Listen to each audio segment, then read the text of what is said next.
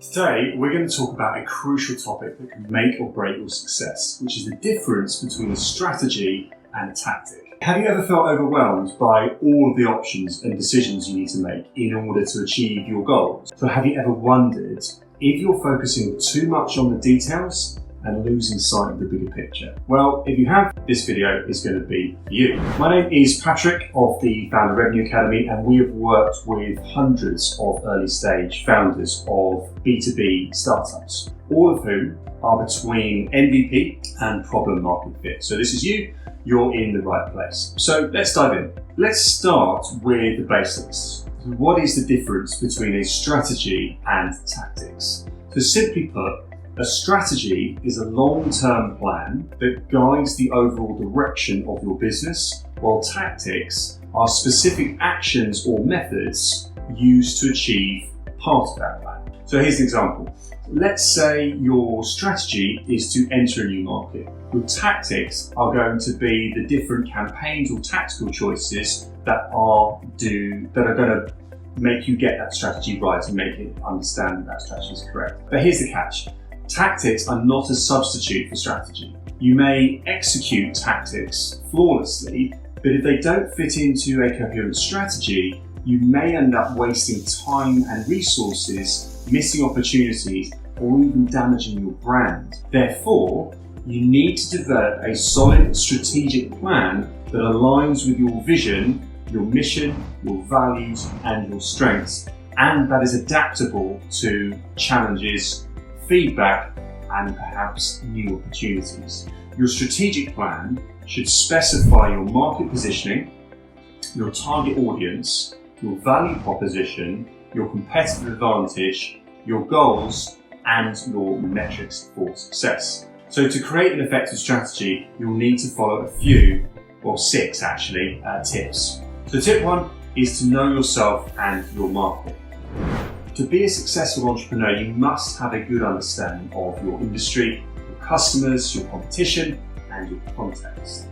By studying your industry and its trends, you can identify areas for innovation, but also differentiation. Understanding your customers' needs and preferences will help you meet their demands more effectively. So knowing their strengths, your competitors that is, and their weaknesses, that will allow you to tailor your products or services to stand up from the competition. So finally, understanding the overall context in which your business operates will help you make informed strategic decisions. So tip two is to be clear and realistic about your goals. So how this works is that if you are setting a goal, you want to be using something called the SMART methodology, and this is a fundamental part of entrepreneurship. So by ensuring that your goals are specific, measurable, achievable, relevant, and also timely or time-bound, you could create a clear roadmap for your business. So as an entrepreneur, it's important to be flexible and also open to change, but having specific and measurable goals is always going to help stay focused and on track. Tip three is to develop a clear and compelling value proposition. So a value proposition is a statement that explains how your product or service uniquely benefits your customers. An effective value proposition should be clear, concise, and appealing to your target audience. It should communicate what the product does, why it matters, and what sets it apart from the competition. So tip four is to identify your strengths and weaknesses. So by knowing these, it's really key to leveraging your resources as effectively as possible. So recognizing what you're good at and what you're strong at, you can capitalize on them and develop them further. Also, by recognizing your weaknesses, you can work to improve or also find ways to compensate for them. And this will ensure that you build a team that can implement each and every person's strengths and also weaknesses. So tip five is to test your assumptions and hypotheses.